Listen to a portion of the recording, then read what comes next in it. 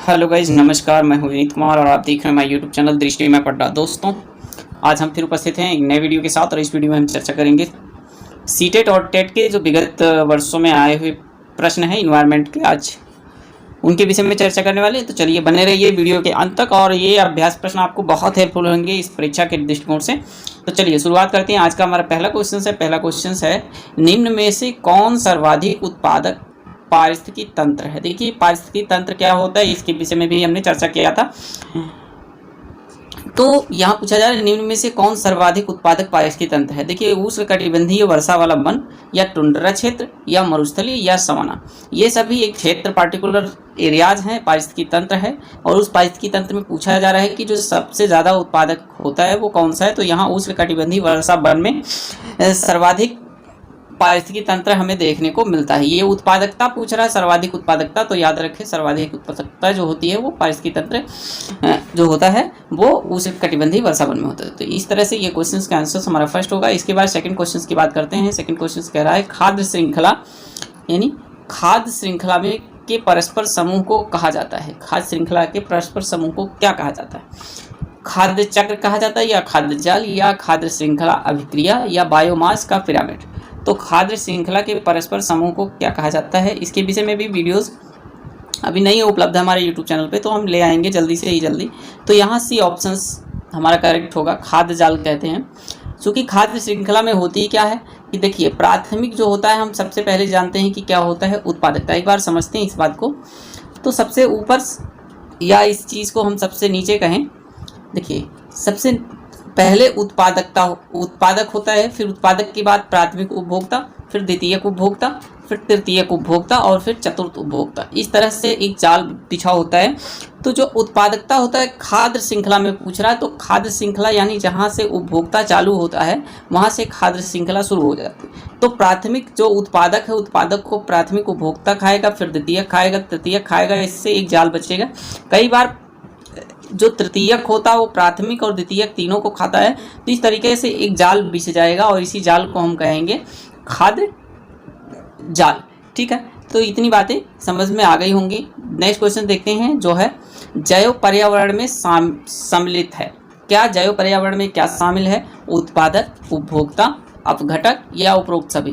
तो यहाँ जो ऑप्शंस होगा उपरोक्त सभी। जैव पर्यावरण की बात कर रहा है, जैविक पर्यावरण में उत्पादक भी होता है, उपभोक्ता भी होता है और अपघटक भी होते हैं। ये सभी जैविक पर्यावरण के ही पार्ट होते हैं। ठीक है, इसके बाद नेक्स्ट क्वेश्चन जो हमारा है देखते हैं क्वेश्चन नंबर 4।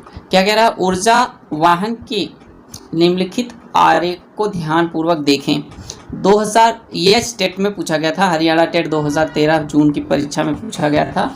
तो नंबर 1, 2, 3, 4 और इस तरीके से फिर एरो लगा के ये आप देख रहे हैं बनाया गया।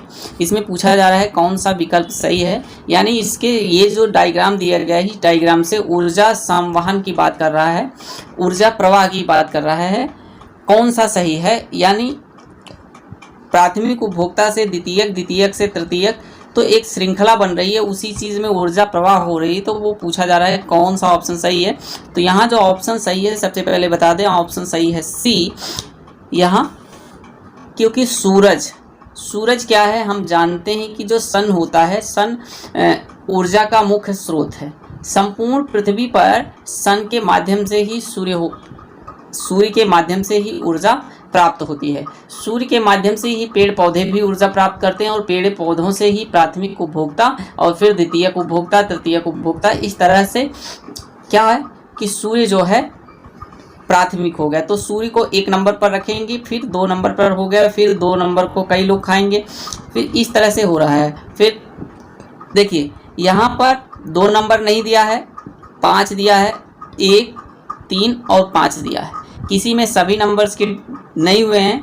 तो मुख्य क्या है? सूर्य है। उसके बाद जो तृतीय नंबर पे यहाँ बकरी को मान लिया गया है, क्योंकि बकरी क्या है, देखिए सूर्य से किसको ऊर्जा मिली? प्राथमिक उत्पादकता को। प्राथमिक जो उत्पाद, हमने कहा कि उत्पादकता कौन है? पेड़ है। हमारे पास उत्पादक जो है पेड़ हैं, तो पेड़ों से जो प्राथमिक उपभोक्ता हुई वो बकरी हुई। फिर बकरी के बाद यहाँ पर हमने कहा जो सर्वाहारी होता है तृतीयक, सर्वाहारी में मनुष्य आता है, तो बीच में एक श्रृंखला और बन गई और उसके बाद मनुष्य को रख दिया गया। तो इस तरह से श्रृंखला कंप्लीट हो जाएगी, ऊर्जा का एक संवहन प्रक्रिया पूरी हो जाएगी।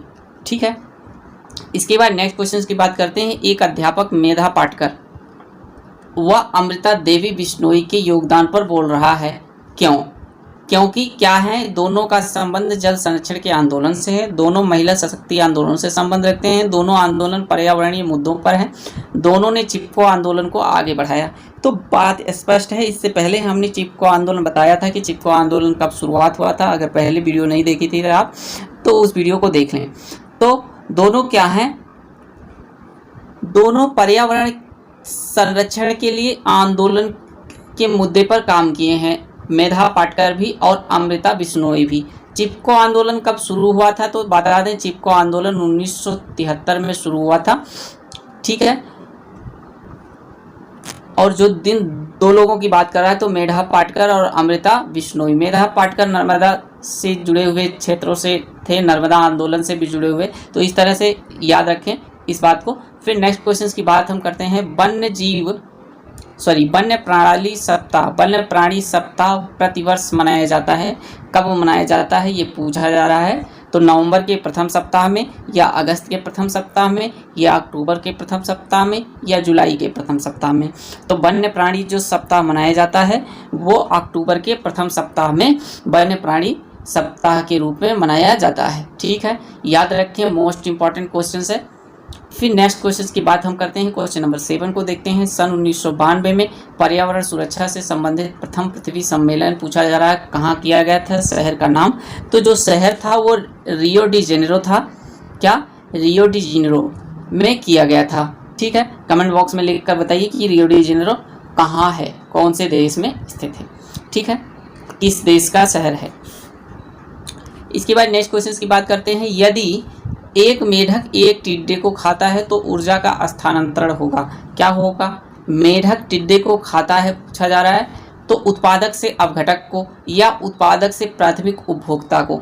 तो यहाँ पर जो दोनों ऑप्शंस हैं वो क्या होंगे? दोनों ऑप्शंस गलत होंगे, क्योंकि मेढक की बात कर रहे हैं तो मेढक जो है एक टिड्डे को खाता है। टिड्डा क्या करेगा? उत्पादक से टिड्डा, टिड्डे से फिर मेढक, तो प्राथमिक उपभोक्ता होगा और द्वितीयक उपभोक्ता होगा। तो इस तरह से जिसमें होगा वो ऑप्शन सही होगा। तो देखते हैं, यहाँ पर ऑप्शन सी हमारा करेक्ट होगा, क्योंकि प्राथमिक उपभोक्ता से द्वितीयक उपभोक्ता का ऊर्जा समान हो रहा है, बिल्कुल सही। तो हमें चौथे ऑप्शन को देखने की जरूरत ही नहीं है, हमें सही ऑप्शन मिल गया। फिर इसके बाद कह रहे हैं नेक्स्ट क्वेश्चन में, निम्न में से पृथ्वी पर कौन सा पारिस्थितिकी तंत्र सबसे बड़ा है? देखिए ये क्वेश्चन भी मोस्ट इंपॉर्टेंट है, कौन सा पारिस्थितिकी तंत्र सबसे बड़ा है?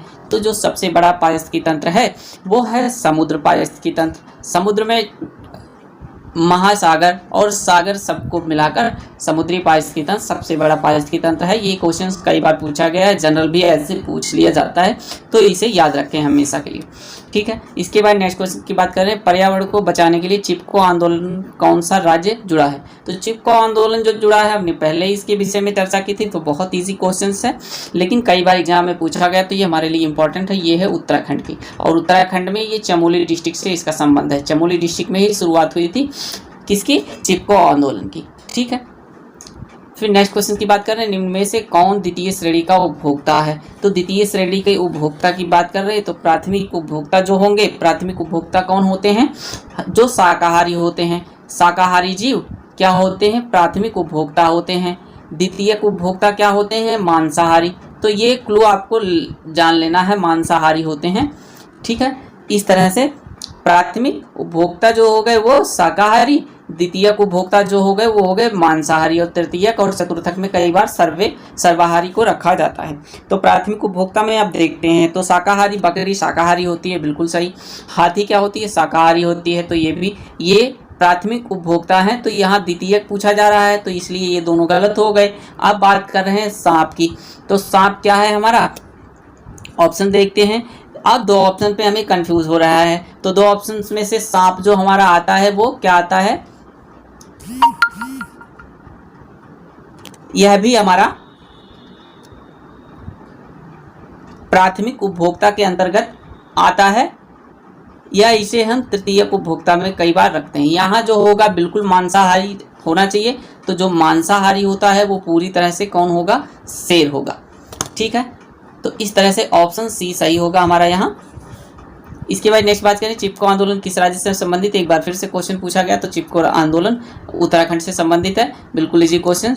फिर इसके बाद नेक्स्ट क्वेश्चन की बात करते हैं, क्वेश्चन नंबर 13 की। खाद्य श्रृंखला में ऊर्जा का प्रवाह होता है, तो खाद्य श्रृंखला में ऊर्जा का जो प्रवाह होता है वो कैसे होता है, ये भी इंपॉर्टेंट है। तो एक दिशीय होता है, क्यों? क्योंकि इसमें हमेशा 10% लॉस, क्या 10% यानी 90% लॉस और 10% ट्रांसफर की स्थिति हमें देखने को मिलती है, तो ये एक दिशीय होती है, ठीक है, यानी ऑप्शन ए करेक्ट होगा। इसके बाद नेक्स्ट क्वेश्चन देखते हैं, पारितंत्र यानी पारिस्थितिकी तंत्र में ऊर्जा का प्राथमिक स्रोत है, तो ऊर्जा का जो प्राथमिक स्रोत है वो सूर्य का प्रकाश है, बिल्कुल सही, यहाँ ऑप्शन बी हमारा करेक्ट होगा। इसके बाद नेक्स्ट क्वेश्चन की बात करते हैं, निम्न में से कौन सा पर्यावरण अध्ययन का घटक नहीं है। पूछा जा रहा है पर्यावरण का घटक नहीं है, तो मानव, वायुमंडल, सौरमंडल, जलमंडल। देखिए मानव क्या है, पर्यावरण का घटक है, बिल्कुल सही। सौरमंडल की बात कर रहे हैं यहाँ, तो जो सौरमंडल है ना वो पर्यावरण का घटक नहीं है, क्योंकि हम जिस पर्यावरण की बात कर रहे हैं हम पृथ्वी पर बात कर रहे हैं, और पृथ्वी पर क्या है, हमारे यहाँ वायुमंडल भी है, जल भी है और उस पर मनुष्य भी है, तो तीनों हैं ये पर्यावरण के घटक। लेकिन सौरमंडल पर्यावरण का घटक नहीं है, क्योंकि इसमें बहुत सारे ग्रह और क्षुद्र ग्रह हैं जो सौरमंडल को बनाते हैं। एक बार सौरमंडल को समझते हैं। देखिए सौरमंडल क्या है, सौरमंडल का मालिक जो है वो सूर्य है। सूर्य से अलग हुए बहुत सारे उसके बच्चे हैं, जिनमें से 8 जो उसके मेन बच्चे हैं, और इन 8 बच्चों के भी छोटे छोटे बच्चे हैं। कहने का तात्पर्य ये है कि सूर्य से अलग हुए ये बहुत सारे ग्रह हैं। इस समय 8 ग्रहों की बात हम करते हैं, और 8 ग्रह पहले 9 थे, प्लूटो को बाद में निकाल दिया, तो वर्तमान में 8 ग्रह हैं। और इन 8 ग्रहों के भी कई सारे उपग्रह हैं। 2 ऐसे ग्रह हैं जिसमें बुध और शुक्र की बात करें तो कोई उपग्रह नहीं है, बाकी सभी के पास उपग्रह है। और उन उपग्रहों की बात करें तो उपग्रहों के पास भी छोटे छोटे बहुत सारे क्षुद्र ग्रह हमें देखने को मिलते हैं, ठीक है। क्षुद्र ग्रह क्या होते हैं ये हमें बताना है। तो मंगल और बृहस्पति के बीच में जितने भी एस्ट्रॉयड छोटे छोटे हैं वो सभी क्षुद्र ग्रह के अंतर्गत आते हैं, ठीक है। फिर अब नेक्स्ट बात करते हैं नेक्स्ट क्वेश्चन की, चिपको आंदोलन के प्रणेता कौन है। बहुत इंपॉर्टेंट क्वेश्चन है। चिपको आंदोलन के प्रणेता तो सुंदरलाल बहुगुणा जी इसके प्रणेता हैं, यहाँ ऑप्शन भी करेक्ट हमारा। इसके बाद नेक्स्ट क्वेश्चन की बात करते हैं, क्वेश्चन नंबर 17 यानी 17, पर्यावरण संरक्षण पर निम्न में से कौन सा गैर संघ समर्पित है। गैर संघ समर्पित पूछा जा रहा है, तो WWF या भारतीय वन्यजीव बोर्ड या राष्ट्रीय वन्यजीव क्रिया योजना या उपरोक्त सभी। तो यहाँ पर जो है WWF जो है गैर सरकारी संघ समर्पित है, तो इस तरह से यहाँ ऑप्शन ए हमारा सही है, बाकी सभी सरकारी है। वन्यजीव क्रिया योजना भी सरकारी है, और भारतीय वन्यजीव बोर्ड भी है, और डी तो ऑलरेडी पूछा ही गया है इस तरीके से। फिर 10% नियम किसने दिया, बहुत ही इंपॉर्टेंट क्वेश्चन। 10% नियम किसने दिया, तो ये बहुत बार पूछा गया है, तो लिंडमैन ने, लिंडमैन एक बार लिख देते हैं, इस प्रश्न दिख रहा हो तो क्या है, लिंडमैन, ठीक है। लिंडमैन इसके प्रणेता है 10% नियम के, ठीक है। फिर बता रहे हैं पर्यावरण दिवस कब मनाया जाता है। बहुत ही, पर्यावरण दिवस हर 5 जून को, यानी हर वर्ष 5 जून को मनाया जाता है, तो ऑप्शन सी हमारा करेक्ट है। पारिस्थितिकी तंत्र का नेक्स्ट क्वेश्चन है, पारिस्थितिकी तंत्र का एक उदाहरण है, तो वायु तो होगा नहीं, जल होगा नहीं, मृदा तो होगी नहीं। फिर यहाँ ऑप्शन कौन सा हमारे पास बच रहा है, ऑप्शन बच रहा है बी, यानी तालाब क्या है, पारिस्थितिकी तंत्र है, ठीक है। इसके बाद नेक्स्ट है, कौन जैविक कारक नहीं है। जैविक कारक पूछ रहा है, तो पेड़ पौधे जैविक कारक होते हैं, जंतु होते हैं, सूक्ष्म जीव भी जैविक कारक होते हैं। प्रस्तर यानी पत्थर जिसे हम कहते हैं, तो पत्थर क्या जैविक कारक है, बिल्कुल नहीं, तो पत्थर जैविक कारक नहीं होगा। यहाँ ऑप्शन हमारा क्या सही होगा, ऑप्शन डी हमारा करेक्ट होगा, ठीक है। इसके बाद नेक्स्ट क्वेश्चन की बात करते हैं, अधिकतर पेड़ पौधे पाए जाते हैं। अधिकतर पेड़ पौधे कहाँ पाए जाते हैं, तो बिल्कुल इजी है, स्थल मंडल, वायुमंडल, जल मंडल या प्रकाश मंडल में। तो जो सर्वाधिक पेड़ पौधे पाए जाएंगे वो स्थल मंडल पे पाए जाएंगे, बिल्कुल सही, ठीक है। पर्यावरण दिवस किस दिन मनाया जाता है, तो पर्यावरण 5 जून को मनाया जाता है। एक बार फिर से क्वेश्चन रिपीट हुआ है, तो चलिए इसके बाद नेक्स्ट क्वेश्चन की बात कर रहे हैं, पर्यावरण को बचाने के लिए चिपको आंदोलन किस राज्य से संबंधित है। फिर से क्वेश्चन शायद, तो ये उत्तराखंड से संबंधित है। इसके बाद नेक्स्ट क्वेश्चन की बात करें, निम्न में से जैविक घटक है, निम्न में से जैविक घटक फिर से पूछा गया, तो जैविक घटक कौन कौन से हैं? देखिए, जल, मृदा, वायु या पादप। तो जैविक घटक जो है वो पूछा जा रहा है, तो कौन सा ऑप्शन यहाँ सही होगा? ऑप्शन ए, क्योंकि जैविक पादप भी होते हैं और जीव जंतु भी होते हैं। ठीक है, तो दोनों जैविक घटक होते हैं। वायु, मृदा ये सभी अजैविक घटक के अंतर्गत आते हैं। ठीक है, इसके बाद नेक्स्ट है, हमारे देश में वन महोत्सव किस दिन मनाया जाता है? तो वन महोत्सव किस दिन मनाया जाता है, ये भी मोस्ट इंपॉर्टेंट क्वेश्चन है, याद रखें इसे। तो वन महोत्सव जो हमेशा हर वर्ष 1 जुलाई को वन महोत्सव के रूप में हम मनाते हैं। ठीक है,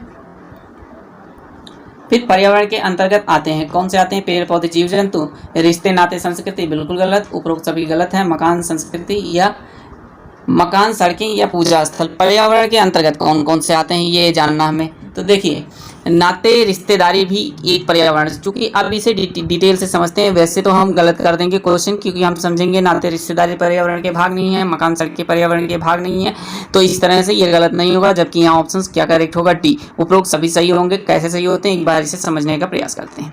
चलिए, कैसे सही होता है? चूंकि क्या होता है, पेड़ पौधे, जीव जंतु बिल्कुल क्लियर है, ये पर्यावरण के घर अंतर्गत आते हैं। लेकिन नाते, रिश्तेदारी, संस्कृति और सड़कें, पूजा स्थल कैसे आता है? चूंकि समाज, सब में क्या होता है? समाज। बच्चा जब जन्म लेता है तो उसे एक पर्यावरण प्रभावित करता है, वो सामाजिक होता है।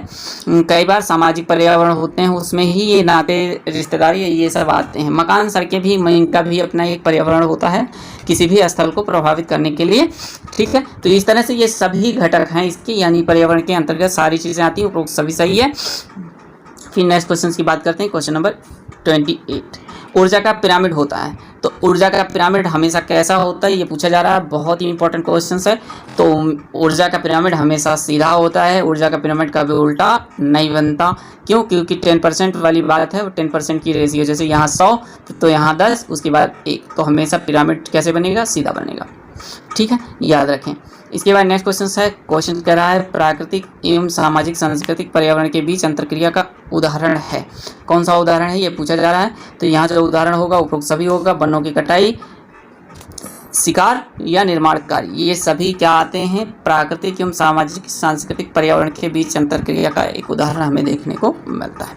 इसके बाद नेक्स्ट क्वेश्चन की बात करते हैं, क्वेश्चन नंबर 30 है, प्राकृतिक पर्यावरण के प्रमुख घटक हैं सजीव, भू आकृति कारक या जलवायु कारक या ये सभी। तो यहाँ जो सही होगा, करेक्ट आंसर हमारा होगा वो होगा ऑप्शन नंबर बी, यानी सभी। इसके बाद नेक्स्ट क्वेश्चन की बात करते हैं। नेक्स्ट क्वेश्चन हमारा है, एक पोषण स्तर से दूसरे पोषण स्तर पर ऊर्जा का कितना भाग स्थानांतरित होता है? देखिए, वही 10% रेशियो का क्वेश्चन पूछ लिया गया, तो 10% होता है।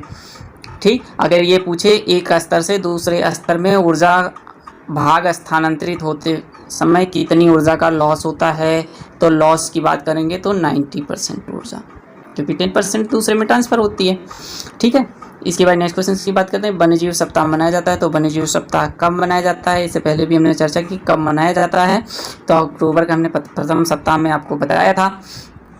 तो यहाँ इजी हो गया बिल्कुल समझना कि 1 अक्टूबर से 7 अक्टूबर के, क्योंकि अक्टूबर के प्रथम सप्ताह में वन्यजीव सप्ताह के रूप में हमें मनाना जाता है, ये प्रत्येक वर्ष मनाया जाता है, ये याद रखें आप। इसके बाद नेक्स्ट क्वेश्चन कह रहा है, निम्नलिखित में से कौन सी खाद्य श्रृंखला घास मैदानी नहीं है? घास मैदानों की नहीं है,